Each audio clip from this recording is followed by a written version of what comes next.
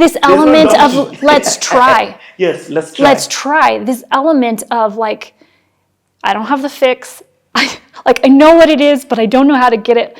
Let's try. Like that is a constant in our story a willingness to try that has been led from others around me and like has grown and developed of like, I don't know exactly how this is going to go, but let's try.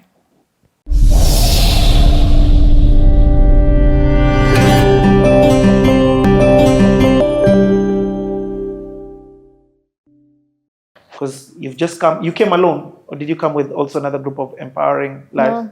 So I came by myself. Even how God took you. The first time you came with 13 people, then you came with a group, now you are alone. Yeah, I came by myself, and I came without a return ticket. Okay. So that was a shift.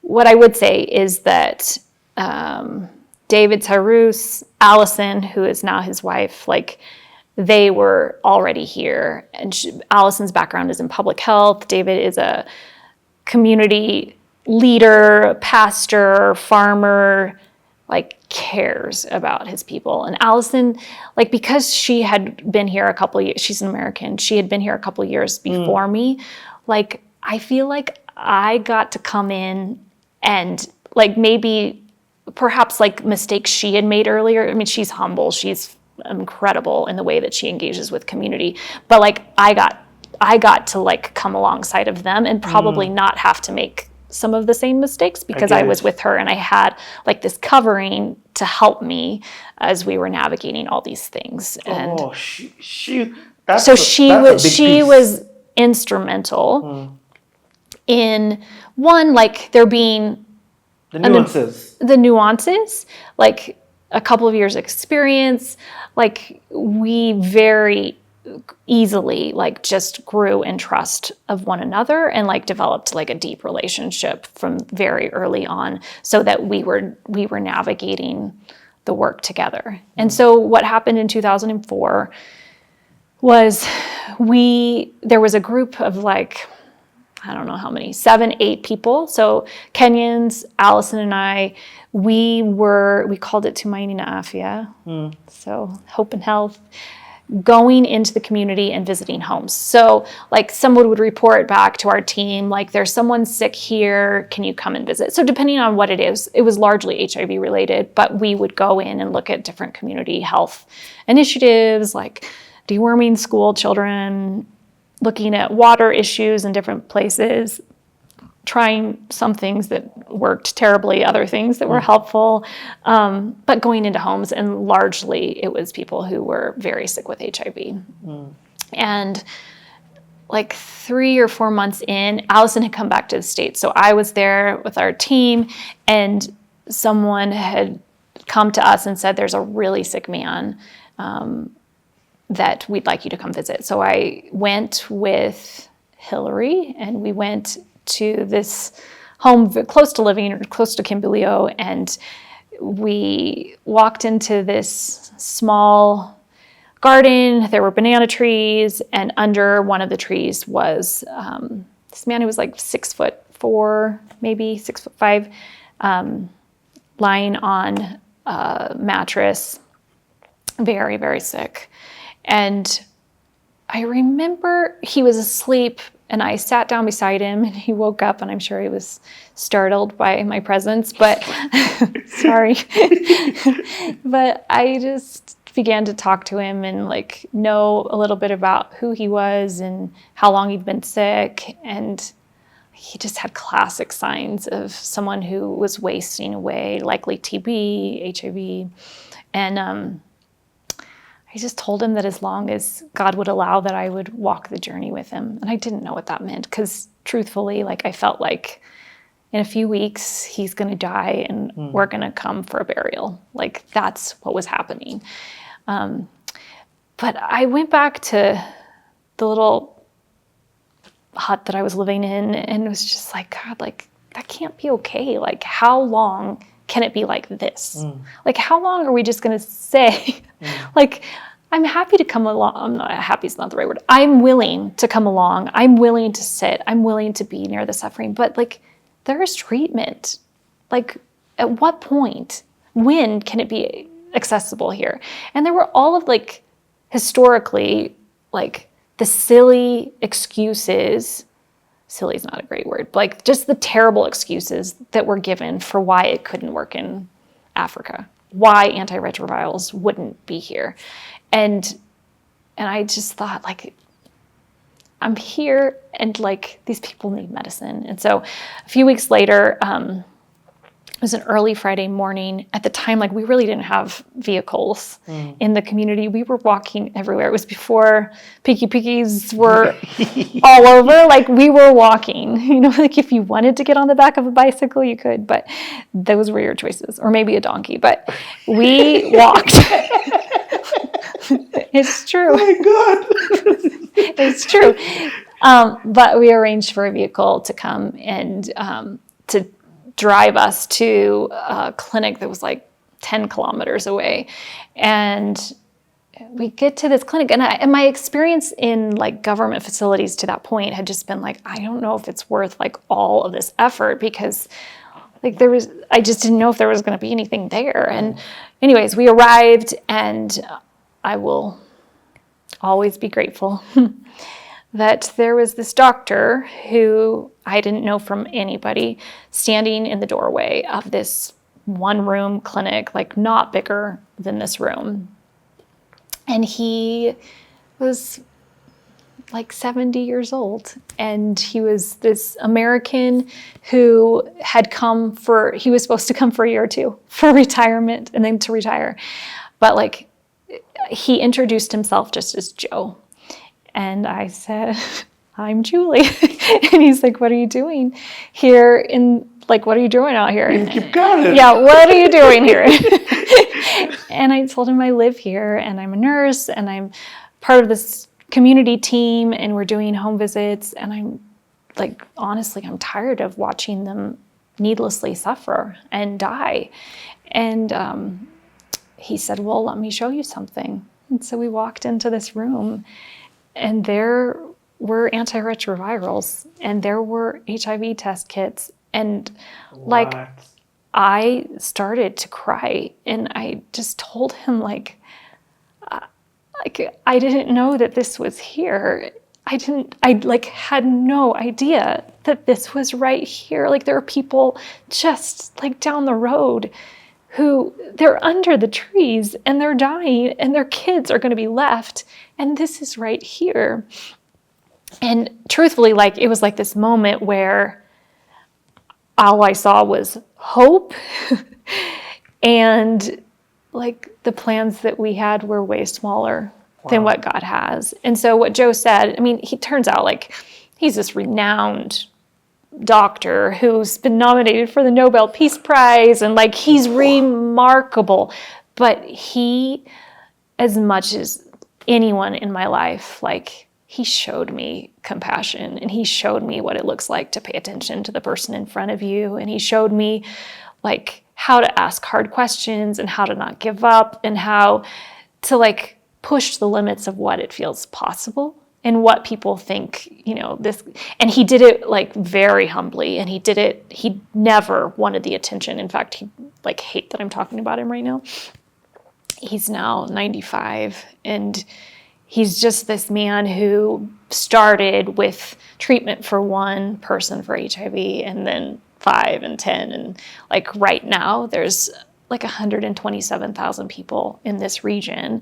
And it started like, it's now like through a large team and through PEPFAR funding that it could be possible, but it came through this individual who said, this person is worth us like fighting whatever we need to do so that they get treatment. Like that was his commitment. And then the one wasn't enough. Like there's more, and there's still more. And you know, he was older in life, but he like his level of vision and commitment and leadership, like I met him in the doorway of a clinic, not knowing who he was. not knowing that the people that I was bringing that day, that they didn't have to die, that they could get HIV testing that day, the treatment would be started, that 20 years later, they're still alive. That would start this movement of Joe saying, I know how to build the clinic. I don't know how to get people here. And David Tyrus saying, well, I know how to mobilize people. Wow. And so us working in the communities then around where we were to mobilize for testing, but there was so much stigma, there was so much fear. So how to begin to break that down, where it's like, it's one thing if there's not treatment, it's one thing to be afraid and to live in this denial. But if there's treatment, then we're making a choice to continue to live. And like David would say, we fought lions. Are we really going to allow this to be what destroys us? And really leading in such a remarkable way. And for me, I didn't have the voice or influence, nor did I need to. There were the people to lead from that place, and then I could help navigate some of the testing, the treatment, connecting people to the treatment resources. We used to go carry food because the World Food Program was helping to support, we were providing these medications and then people didn't have food. And so they couldn't take the medicine. And so it's you can have a judgment again of well, why aren't you taking your medicine? It's well, I get so dizzy because I'm so hungry. It's oh my gosh. Okay. So again, as a team, can we grow a garden? Can we as a community say this is what we need to do so that this person can actually continue to live? And so doing those sorts of things. So it started small, but early on, we met this lady named Betty. Just hold on there. There's a lot you've shared that has aspects of just miracles. I mean, you meet this guy who's lying down. You can talk to him all you want, but the solution is in this medicine that you don't have access to. Right. You've been trying to go to the government institutions, but they're there's nothing here. Right. But then that day you decide, you know what, let's just go. And it's difficult because you need this element of let's try. Yes, let's try. Let's try. This element of I don't have the fix. I know what it is, but I don't know how to get it. Let's try. That is a constant in our story a willingness to try that has been led from others around me and has grown and developed of I don't know exactly how this is going to go, but let's try. Man, that's so powerful. That's a different definition of faith. Let's try. I like it. I like it in the essence of we're changing some batteries. We're coming back. Jeff has alerted me. You will never guess where the CT Experiential has taken us today. We are all the way in Eldoret with an amazing human being. And I hope you're thoroughly enjoying this CTA. If you're not, let me just tell you that this is one that you have to watch. So I'm here with Juli Boit. How do you spell that? Boit. Boit. And that's a story that you're going to constantly hear. But I want to first off by saying something. That's water. And we hear the saying that water is life. Imagine you high. Imagine you high. Okay, so Juli has stories for days. And she's told us that we are going to start this story right here. So explain. So even this girl right now probably is coming to collect water. So the hospice has been here since 2011. It's called Kimbilio. And when we were opening it, we dug a borehole and we get 5,000 liters of clean water every hour. And it's solar powered. And so one of the things David Tyrus, who's just an incredible leader for this community, he said, we're not going to have clean water inside the gate and not have it to the community. So we put a tap to the community, and there's multiple places where people now can get access to clean water. Absolutely. And so they come every day, they gather it. It's reduced the amount of waterborne illnesses and disease within the community. Wow. Do you have a tank for this? We do have a tank for inside, and then here is the taps for the people to come and gather. Okay. Yeah. So, Kimbilio? Kimbilio. We're at Kimbilio. Yeah. There are some words that I've heard you use. Hospice? Yes. So Living Room International is the organization, and underneath it, its umbrella is Kimbilio Hospice, Kimbilio Funeral Home. Those are both located here in Chihuahua, a village that's about 50 kilometers outside of Eldoret. Okay. So it's been my home for the last 21 years. Wow. Okay, let's go stand at that place that says Living Room International Nursing Home. Then you're going to walk us, you're going to now tell us just a little bit about it. My home in this village is about 3 kilometers. So this is has been my commute to work for the last 15 years. So this opened in 2011. When did you come? In what year did you come here?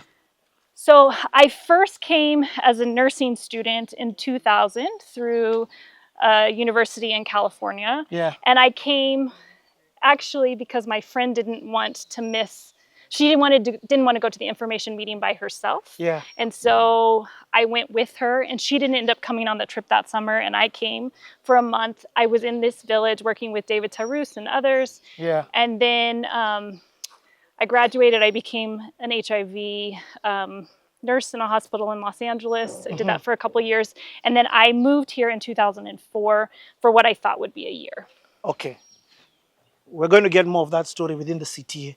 This is the BTS of the CTA, which you have the privilege of seeing. So as she's giving the story, I wanted you to actually see the space because we're here. So what better way for her to explain that actually qua ground right here that she is. Okay, so Living Room International Kenya, that is the organization. Yes. So it doesn't even say Kimbilio here, but it's the name that we used for many years. And as it's grown, it's doing more services that we changed from Kimbilio Hospice to Living Room Nursing Home is what it's currently called. Okay. Yeah. And this space that we're about to enter, because I can see there's even a bus that has entered and it's gone. There's something on this side, which we'll go to later, and there's what's on this side. Okay, so actually you explain, so what's here? So on this side is mortuary services and funeral home services. So when we were constructing the hospice, when we opened it, there were no mortuary services between Eldoret and here. So it's 50 kilometers. If someone died here, we would need to drive all that way to take the body. Wow. And so it became initially like really an immediate need for us because we were taking care of really sick patients. Yeah. But then before we opened it, because we are in the middle of a community and a village, we love our neighbors in our neighborhood, and we wouldn't just bring it in without really consulting with the neighbors. Yeah. So David Tarus had multiple meetings with the community and said, if this is not something you will feel like would serve the community, then we won't bring it here. But over time, the decision was to bring it. And so the funeral home has been here since 2012. And we have thousands of people who come daily.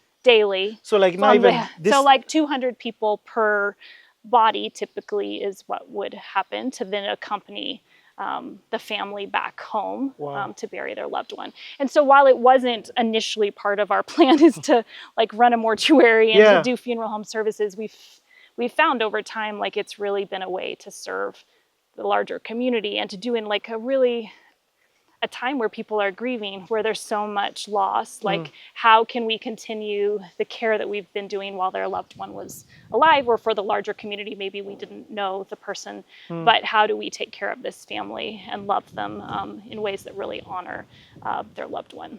Okay. First of all, that's so commendable. I want us to talk about then now this side. Hospice. So hospice is... What is a hospice? I'm sure I'm not the only one who didn't know what a hospice is. So hospice, traditionally, like in other places, it would be considered a place where someone's at end of life and needs end of life care. Now, when we were starting the hospice, the patients we were taking care of were largely HIV patients, adults and children. And the goal actually was for them to get better and to go back to the community.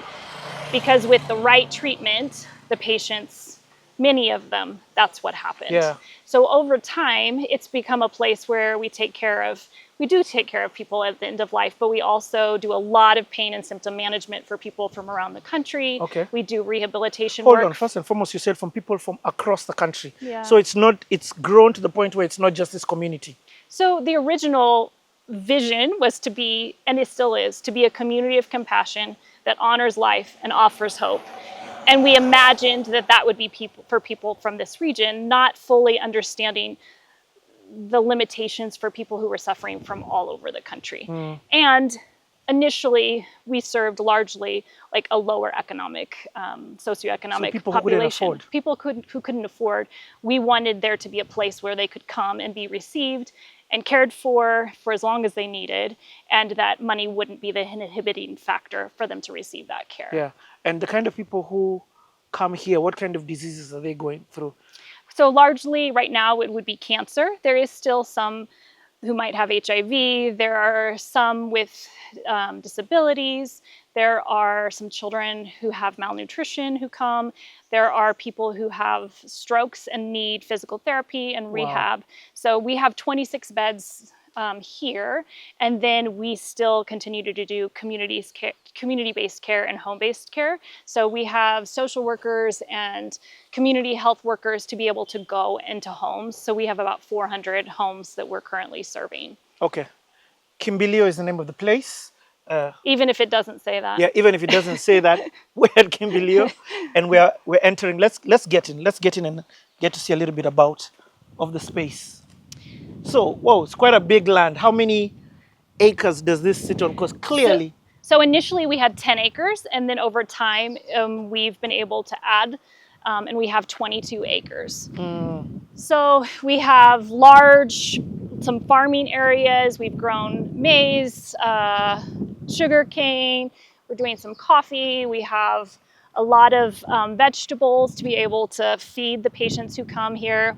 So very early on, we stopped calling people who come here patients, and we call them mgeni or wageni, so that we can receive people as guests. So thinking of it from a hospitality perspective. And the whole conversation of hospitality, we're going to dive in deeper. Did you start here? Did you start this space here? Did you start this Kimbilio concept here? No. Or is this a growth stage that you've arrived to?